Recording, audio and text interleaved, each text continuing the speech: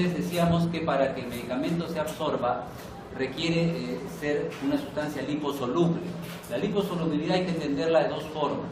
Una de las liposolubilidades está en función del grado de ionización.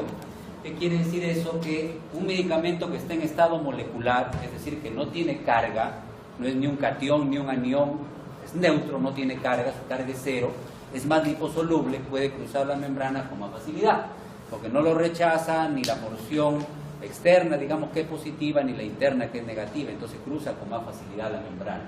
Esa liposolubilidad le llamamos liposolubilidad dependiente del grado de ionización. El medicamento en estado molecular no cargado es liposoluble. El que está ionizado, el que tiene carga, es menos liposoluble. Puede cruzar, pero es menos liposoluble. Y la otra liposolubilidad es la liposolubilidad intrínseca, que corresponde a el tipo de medicamento ante el cual estamos. Es decir, si estamos ante una sustancia de naturaleza esteroidea, ¿no?, que proviene del colesterol, un estrógeno, progestágeno, un corticoide, naturalmente la estructura química del medicamento tiene que ver con los lípidos, por lo tanto es más liposoluble. ¿Me dejo entender? Entonces hay dos tipos de liposolubilidad. Una depende del grado de ionización, es decir, que tenga o no carga el medicamento. Si está ionizado o tiene carga, va a ser difícil que pase. Puede hacerlo, pero encuentra dificultades, la membrana, entonces no se va a absorber bien. Pero si está en estado molecular o no ionizado, si está no ionizado, es más fácil que atraviese. Entonces la liposolubilidad es función del grado de ionización. Y la otra variable que hay que considerar es la liposolubilidad intrínseca, digamos, que depende de la naturaleza química del medicamento, ¿no? Si tiene una estructura lipídica, es más fácil también que se absorba, ¿no? Entonces eso va a determinar la absorción. Una vez que el medicamento se ubica en la sangre, en el compartimiento intravascular, ya se absorbió. Entonces aquí en la sangre el medicamento, ¿no?, va a asumir dos formas. Una parte del medicamento se va a encontrar libre y otra parte se encuentra, ¿qué dice acá? Ligado. ¿Unido a quiénes? Muy bien, a las proteínas plasmáticas, que son de dos tipos básicamente, ¿no? La alfa-1 glicoproteína ácida, que liga a los medicamentos de naturaleza básica, y la albúmina, ¿no?, que es la otra proteína, digamos, que va a ligar a los medicamentos, ¿no? Entonces, una parte, siempre hay una proporción que habitualmente es constante, se encuentra libre, digamos el 20% está libre y el 80% unido a esta proteína, ¿no? Y es algo que se encuentra en equilibrio dinámico. Quiere decir que si tuviéramos, ¿no es cierto?, 40 moléculas de medicamento, ¿no?, y la proporción de unión, digamos que es 25% está unido y 75% libre, ¿no?, de las 40 moléculas, ¿no?, si el 25% está unido, entonces 10 estarían unidas y 30 estarían sueltas. Pero si bajan las concentraciones del medicamento y hubiera solamente 20 moléculas de medicamento, entonces 5 estarían unidas y 15 estarían libres. ¿Me dejo entender? Es una proporción, es un porcentaje, ¿ya?, que siempre trata de buscar un equilibrio. 20% digamos unido, 80% libre, o 40% unido, 60% libre, depende del medicamento, pero hay un equilibrio dinámico para que esas proporciones se respeten, se mantengan, independientemente de la cantidad del medicamento. ¿Me dejo entender? ¿Ya? No es cuestión de cantidad, es cuestión de porcentaje unido, ¿ya? Bueno, entonces esto tiene importancia por una razón obvia, porque el medicamento que está libre es el que puede pasar a los tejidos, que puede actuar como reservorios, por ejemplo el músculo y el tejido adiposo, pasar a los tejidos donde el medicamento va a actuar, digamos sistema nervioso, digamos corazón, digamos estómago, yo no sé, depende del medicamento que estemos administrando, pero es el libre el que va a pasar, el que se va a eliminar por el riñón, el que va a sufrir la eliminación renal, también es el que está libre, el que está unido, no se puede eliminar, porque al estar unido a la albúmina no hay filtración de la albúmina normalmente a través del riñón, y el que va a ingresar al hígado para sufrir biotransformación. De tal manera que este medicamento libre es el que genera los efectos y el que sufre básicamente los procesos farmacocinéticos, ¿ya? Ahora, como hay un equilibrio con el unido, cuando una parte del libre se elimina, esta cantidad de libre va a disminuir. entonces parte del hígado se va a soltar y se va a convertir en libre.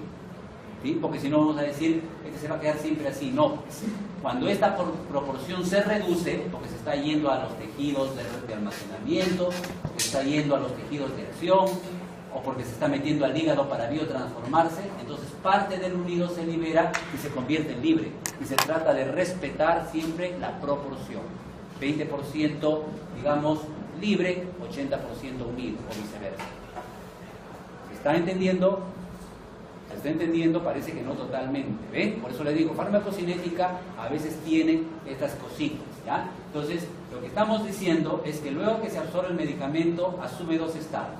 Una parte que está libre y otra parte que se une a proteínas plasmáticas. La parte clave es la parte que está libre, la que está suelta en la sangre, porque es la que puede movilizarse a los tejidos, la que puede ingresar al hígado para metabolizarse, luego estos metabolitos son eliminados, y a veces parte del medicamento también se elimina directamente.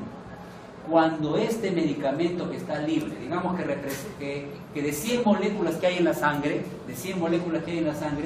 40 están libres y 60 están unidos a la albúmina. ¿Estamos? 40 libres, 60 unidos a la albúmina. Como este es el que se mueve a los tejidos, los 40 que teníamos en este momento, en un minuto se han convertido capaz en 30 o en 20.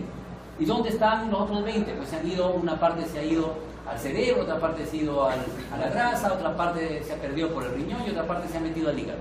Entonces ya no tenemos 40, nos ha quedado 20. Entonces parte del que está unido se suelta y se convierte en fármaco libre. Se despega del albúmina y se convierte en fármaco libre.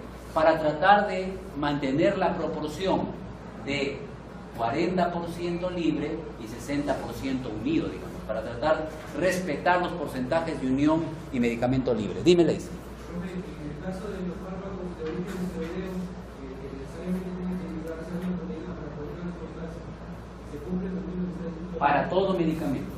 Para todo medicamento. Pero entonces, ¿cómo sería? Para que los fármacos esteroideos tienen que estar ligados a una proteína. A ver, muy bien. Buena tu pregunta, muy bien. Vamos a ver que el porcentaje de medicamento, de unión a los medicamentos es variable. Hay medicamentos que se unen casi 100% a las proteínas, como el diazepam. Pero vamos directamente a la pregunta. Buena tu pregunta, Leis. Supongamos que estamos hablando de un corticoide, ¿no? Que se une a la globulina, ¿no? Transportadora de corticoides, ¿no? Entonces, casi el 100% está unido a ella. Hay cantidades pequeñas, digamos 2% que está libre. ¿Ya? ¿Me dejo entender? Este medicamento, entonces, va a ser transportado por la sangre hasta los tejidos. ¿Ya? Siempre hay un 2% libre y un 98% unido a la proteína. Ese 2% libre va a ingresar al tejido. Ahora, ¿qué va a suceder? No hay nada libre y hay 98% unido. ¿Me dejo entender? Entonces, de ese 98% que está unido, se va a soltar un poquito, para que otra vez haya 2% libre y 98% unido. Ese 2% que se suelta se mete al tejido. ¿Me hago entender? Y otra vez queda nada de medicamento libre. Otro poquito se suelta de la proteína. Pasa a la sangre, se convierte en libre y de ahí ingresa al tejido. ¿Me hago entender? ¿Ya? Entonces, esa es la idea. Hay medicamentos que tienen unión alta o medicamentos que tienen unión baja. Lo importante es que el medicamento que realiza las acciones o se guarda en reservorios o que se metaboliza o que se elimina es el que está libre. Y siempre hay un porcentaje que está libre y un porcentaje que está unido. Y cuando el que está libre baja sus cantidades, el que está unido comienza a soltarse para mantener la proporción libre-unido, para mantener el equilibrio de cantidad libre con cantidad unida. ¿Más o menos? ¿Ya? A ver, hasta ahí. Vamos a avanzar un poquito. ¿Ya? Vamos a avanzar un poquito. Los medicamentos, entonces, tienen lo que se llama pKa, ¿no? O pK. El pK es un pH al cual el 50% del medicamento se encuentra ionizado y el 50% del medicamento se encuentra en estado molecular. Ese es el pK, esa sería la definición simple del pK. También se llama constante de disociación, ¿ya? Entonces es un valor de pH. A ese valor de pH la mitad del medicamento está con carga, está en estado iónico, y la otra mitad está en estado molecular o no ionizado, le llaman, ¿ya? ¿Cuál es la importancia de eso? que el fármaco no ionizado, hemos dicho, es el que puede cruzar, ¿qué cosa?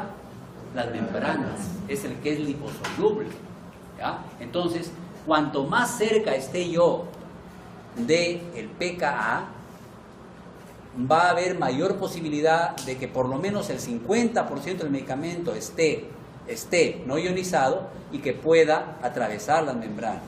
En otras palabras, si el pK de un medicamento, olvídense un rato del pK que está ahí, fuera 7.4, ¿ya? El pK es 7.4. Cuando ese medicamento está en nuestra sangre, que también tiene un pK de 7.4, ¿qué va a suceder? De las 100 moléculas del medicamento que yo tengo en mi sangre y que tiene un pK de 7.4, 50 están ionizadas y 50 no ionizadas o moleculares. ¿Me dejo entender? Al estar 50-50, quiere decir que esas 50 que están no ionizadas pueden pasar a los tejidos y pueden ejercer su efecto, transformarse y pasar lo que sea. ¿Me dejo entender? ¿Hasta ahí? Ya. Ahora, ¿qué sucedería si el pK del medicamento, como el del naproxeno, fuera 5? Si el pK del medicamento es 5, o sea, un pH ideal ligeramente ácido, ¿qué va a pasar cuando ese medicamento esté en la sangre que tiene su pH de 7,3? ¿Qué va a suceder? Estoy colocando una sustancia ácida en un pH que es más básico, que el que tiene el medicamento. ¿Me dejo entender? ¿Qué sucederá si tú colocas en un medio básico una sustancia ácida? ¿Qué sucede por química elemental? El medicamento se va a ionizar, se va a separar, va a adquirir cargas. ¿Ya? ¿Para qué? Para poder reaccionar con la base y poder formar una sal, pues, ¿no? Ácido más base te da sal, más agua. Esa es la química básica, ¿no es cierto? Entonces, cuando los pH son diferentes, no son iguales, los medicamentos tienden a ionizarse más, a adquirir carga. En otras palabras, en el pH de 7.4 que hay en la sangre, estamos colocando naproxeno que tiene pK de 5. Eso quiere decir, pongámosle una cantidad, ¿cuánto medicamento estará ionizado? Pongan una cantidad ustedes, sugieran un número.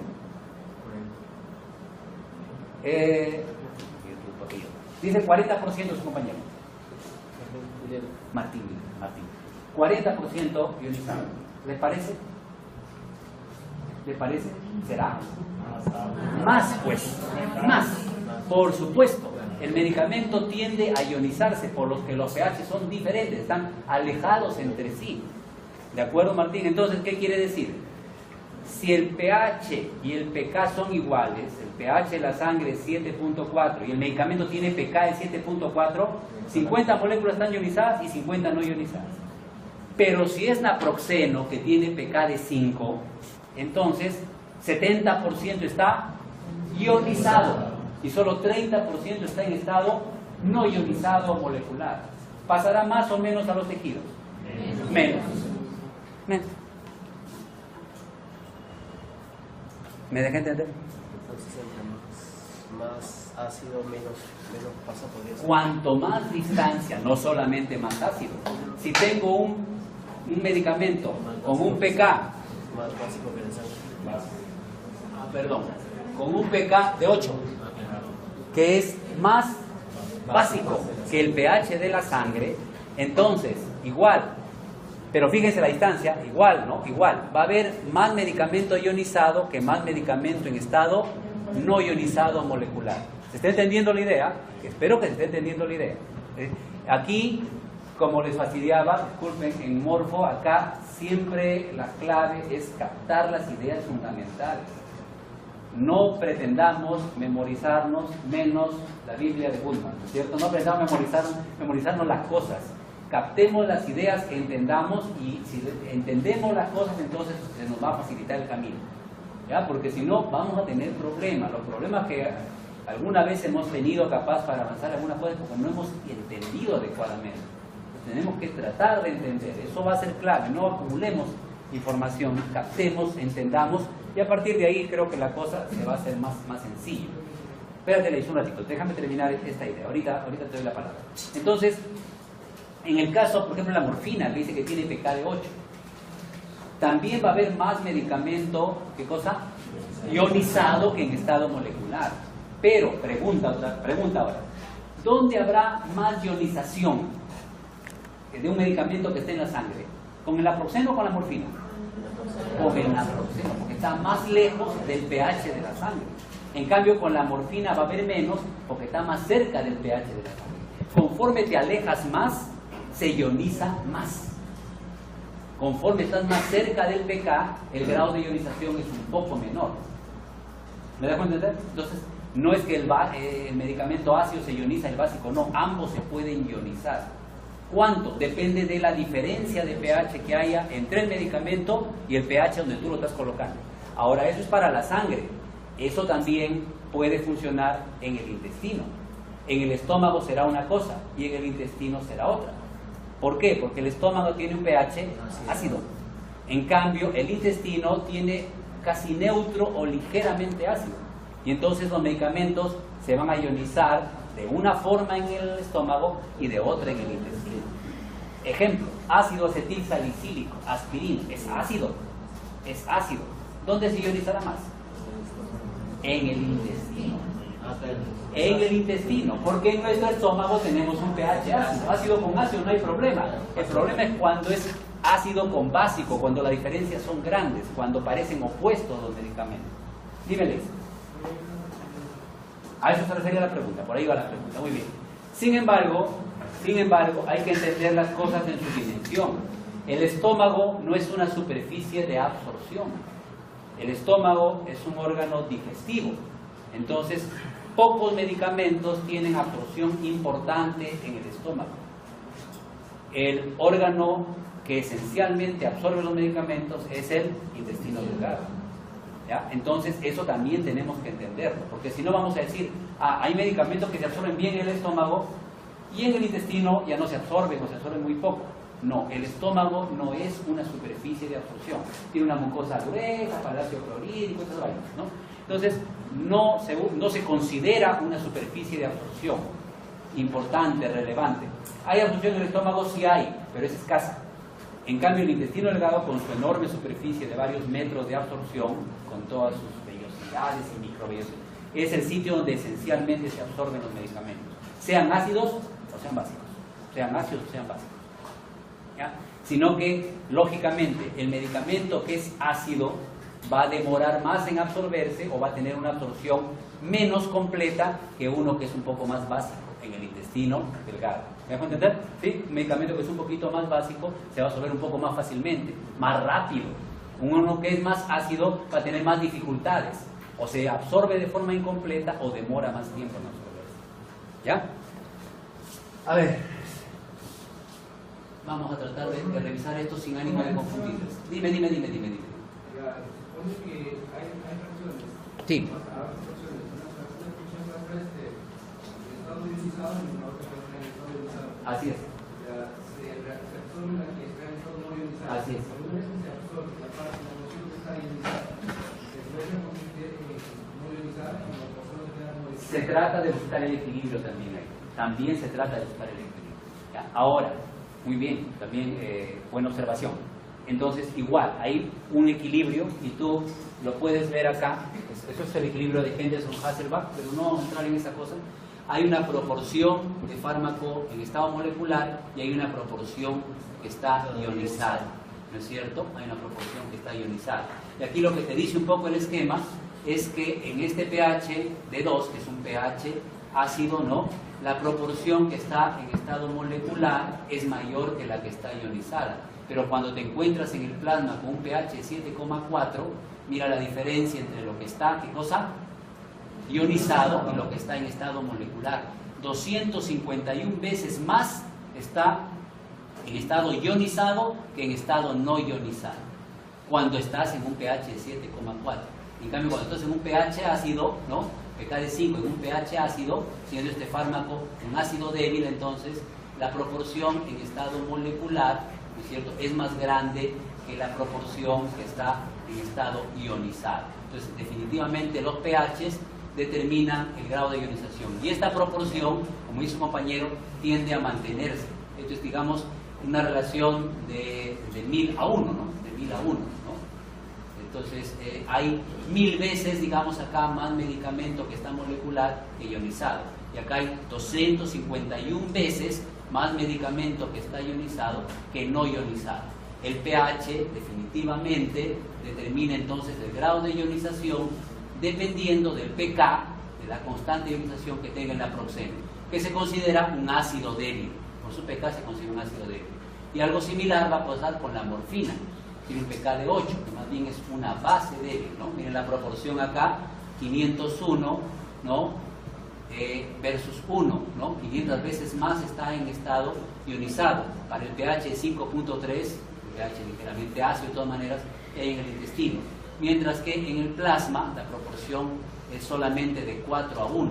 Miren cómo ha cambiado drásticamente, es lo que decíamos. Miren, 7.4 está mucho más cerca de 8 que 5.3. Entonces, como 7.4 no es 8, pero está muy cerca del 8, entonces vemos que solamente hay 4, ¿cómo se llama esto? 4 ionizados por cada uno no ionizado, ¿no? O sea, podemos decir acá que el 20% está en estado molecular y el 80% está ionizado. Pero aquí no, miren, en este pH 5,3 que está bastante lejos del 8, y esto es un medicamento básico débil, y esto es obviamente un pH ácido, entonces 501 está ionizado y solamente 1 está en estado molecular. Es una diferencia enorme en comparación con esta proporción que solo es de 4 a 1, ¿no? De 1 a 500 es una diferencia enorme con una proporción de 1 a 4. Entiendan los jóvenes otra vez como proporciones, a propósito de lo que comentaba su compañero Leiter, como proporciones, no lo entiendan como, digamos, cantidad de medicamentos, sino proporciones. Hay, digamos, ahí miles, millones de moléculas, hay millones de moléculas. Cuando uno toma una pastilla hay millones de moléculas.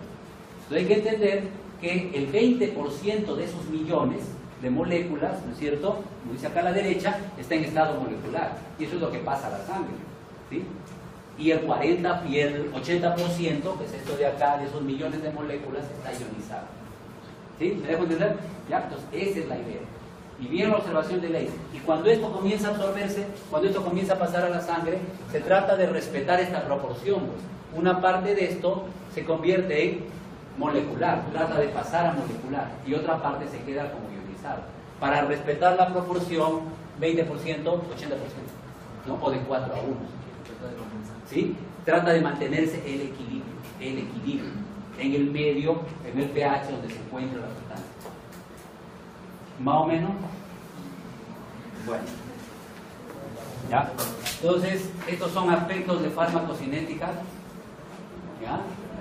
Miren, se asume que los ácidos y bases se van a absorber mejor, ¿no es cierto?, cuando están dentro de límites de pK de 3 aproximadamente, ¿ya?, y 8, más o menos entre esos intervalos de 3 a 8, ustedes ven que se alcanza la mayor cantidad de absorción, por lo menos 50%, tanto de sustancias ácidas como de sustancias básicas, ¿ya? Entonces, la absorción es mayor dentro de esos intervalos de pK. Medicamentos que tengan un pK, digamos acá de 1, pues, de 2,8, qué sé yo, o medicamentos que tengan 11 o que tengan 10, entonces ya tienen más dificultades para absorberse, ¿ya? Entonces, hablando en relación al intestino delgado, que es el sitio principal de absorción. Entonces, definitivamente, el pK influye en la facilidad y en el porcentaje de absorción del medicamento. Porque hay que entender otra cosa, ¿no? Una vez que se toma la pastilla, ya una parte se ioniza, otra parte no se ioniza, la parte que no se ioniza se absorbe, ¿de acuerdo? ¿Cuánto se ioniza? Depende del pK del medicamento en relación al pH que tiene el intestino, ¿de acuerdo? Hasta ahí estamos claros, ¿no? Pero el intestino pues se está moviendo, el medicamento va avanzando, ¿no? Y si el peristaltismo es un poquito más rápido de lo normal, no va a dar tiempo a que todo el medicamento se absorba. No es que tú te pones la pastilla y se queda ahí la pastilla disolviéndose 50 horas, ¿no? El intestino se moviliza y si tu peristaltismo es un poquito más rápido, puede que no se absorba más que la mitad del medicamento que tomaste. Y si es más lento, como en una migraña, ¿no? Toma quitadol, ¿no? En una migraña se va a absorber prácticamente el 100% del medicamento. Es posible, ¿ya? Eso es posible. Entonces depende también de la motilidad intestinal, de la velocidad con la cual se produce el peristaltismo. Es un proceso dinámico, no hay que verlo como una cuestión fría, no rígida. Bueno, a ver, esto lo vamos a entender nada más, ¿ya? No vamos a meternos en líos. Yo quiero que entiendan los símbolos y me entiendan la idea, nada más. No vamos a entrar en cosas raras, ¿ya? Obviamente son derivadas, pero eso no nos interesa analizar. Si quieren ustedes con minuciosidad, no viene al caso. Lo que quiero es que me entiendan la idea. ¿Qué representa este cociente o esta derivada? Esto representa velocidad de absorción. Y esto de acá, esta dx sobre dt, representa velocidad de eliminación. Entonces, primero, ¿qué representa cada cosa? ¿No? ¿Ya? Esto de aquí representa velocidad de absorción y esto velocidad de eliminación. Entonces, ¿qué nos está diciendo la gráfica? Que cuando tú administras un medicamento por vía oral, se entiende que la mayor cantidad está en el intestino, comienza a disolverse, comienza una parte a ionizarse, no ionizarse, qué sé yo, y empieza el proceso de absorción. Entonces, como la mayor cantidad del medicamento está en el sitio de administración, está en el intestino al principio, la velocidad de absorción es mucho mayor que la velocidad de eliminación. Porque obviamente casi todo está en el intestino y hay un poquitito en la sangre. Eso que está en la sangre ya comienza a movilizarse. Llega al riñón y el riñón ya puede comenzar a botarlo. Pero como hay poquito todavía en la sangre y casi todo está en el intestino, la velocidad de absorción es mucho mayor que la de eliminación. Conforme va absorbiéndose más, la velocidad de absorción solamente es mayor que la velocidad de eliminación. Y a lo que nos interesa llegar es a este punto. Cuando la velocidad de absorción, ¿qué dice acá? Igual a la velocidad de eliminación, se alcanza lo que se llama la concentración máxima. En ese momento el medicamento ha alcanzado su nivel máximo en sangre. Entonces hablamos de concentración máxima cuando la velocidad con la cual se absorbe igual a la velocidad con la cual se elimina. Es solo un momento, un lapso de tiempo, pero en ese momento se alcanza la llamada concentración máxima del medicamento, ¿ya? Eso tiene relación con el efecto, pero lo vamos a ver en otra diapositiva, en otra figura, ¿ya?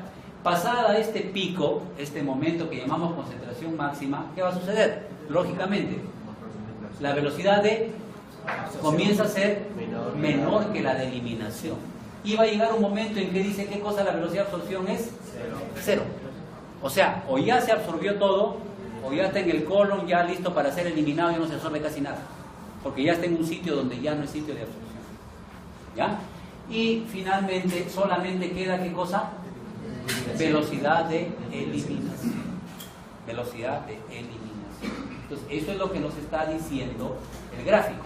Hay un tiempo máximo que se requiere, o hay un tiempo que se requiere para esta concentración máxima que se llama T máximo también, no T max como está ahí. Pero me interesa esta noción, ¿ya? Porque la vamos a utilizar nuevamente más adelante. Entonces, el esquema puede parecer abstracto, pero ya vimos que la idea no es difícil, hay que captar la idea. Distribución. Entonces ya vimos algunas cosas de la absorción, ¿no? Podamos hablar un poquito de vías de administración, pero poquito, porque eso lo vamos a ver en la práctica. En nuestro manual tenemos algunos alcances más. En las referencias de farmacología, más para enfermería que para medicina, se habla de vías de administración, las parenterales, las enterales, que hay vía subcutánea, intramuscular, intravenosa, ¿no es cierto? Intraarterial, intratecal, ¿no es cierto? Dentro del espacio subaracnoideo se puede colocar medicamentos, ¿no? Entonces hay múltiples vías de administración, ¿no? Y importante que todo tipo de vía de administración va a tener esas características del esquema anterior, ¿no? Del esquema anterior, así parecido a esto, ¿no? Desde el sitio de administración va a empezar a aumentar la concentración del medicamento hasta alcanzar concentración máxima, excepto las vías, ¿no? Las vías donde no hay absorción, que son la vía intravenosa, la vía intraarterial o la vía intratecal, porque lo estamos colocando ahí directamente ya en el líquido cefalorraquídeo. Si colocamos una inyección endovenosa de frente, desde el principio va a haber ¿qué cosa? concentración máxima. Y más bien va a comenzar a bajar, no a subir. Esto de acá se produce de esta manera porque lo hemos colocado en la vía intramuscular, lo hemos colocado en el intestino, lo hemos colocado en la grasa y desde ahí se está absorbiendo. Pero si coloco endovenoso o intraarterial para algunos compuestos antineoplásicos quizá, desde el principio hay concentración máxima y más bien va a comenzar a caer en función del tiempo. Eso se va a reflejar un poco acá. Acá está lo mismo, concentración máxima al principio y va cayendo, ¿ya? Bueno, distribución. Se supone de que el medicamento está en la sangre, ya se absorbió. Ahora, en la sangre va a comenzar a movilizarse por la sangre y primero hacia los tejidos bien vascularizados, con alta irrigación. Entonces, la sangre, el compartimiento intravascular, más los tejidos con una tasa de vascularización alta, con una irrigación sanguínea alta, ¿no? Flujo alto, ¿no? En litros por gramo o en mililitros por gramo de tejido, cerebro, ¿no? Encéfalo, digamos, tejido nervioso, riñón, ¿no? Corazón, hígado, ¿no? Los tejidos con alta tasa de flujo más la sangre se consideran el compartimiento central, ¿no es cierto? O sea, es el sitio donde el medicamento llega primero, ¿no? Y alcanza inicialmente las concentraciones más altas. Pero desde ese compartimiento central, ¿qué nos está mostrando la figura? Que el medicamento, básicamente desde la sangre, ¿no? Parte del compartimiento central, se va a mover a un compartimiento con una tasa de vascularización menor, ¿no es cierto? Que tiene un flujo sanguíneo menor. Y ese se llama compartimiento periférico. Y ese es el modelo de 2 compartimientos. Hay modelos de más compartimientos. Por ejemplo, cuando hablamos de el humor vítreo, ese es otro compartimiento. Ya no estamos hablando ya de un compartimiento como sería músculo, tejido adiposo, hueso, cartílago, que sería el compartimiento periférico, ¿no? Estamos hablando de un compartimiento especial, en este caso el humor vítreo, que tiene ya más limitaciones para que el medicamento ingrese ahí, ¿no? Hay más barreras para que ingrese ahí y su movimiento es mucho más lento. Entonces puede haber más compartimientos y esto tiene también igual expresiones matemáticas que igual no nos interesan en este momento, sino entender el fundamento, ¿ya?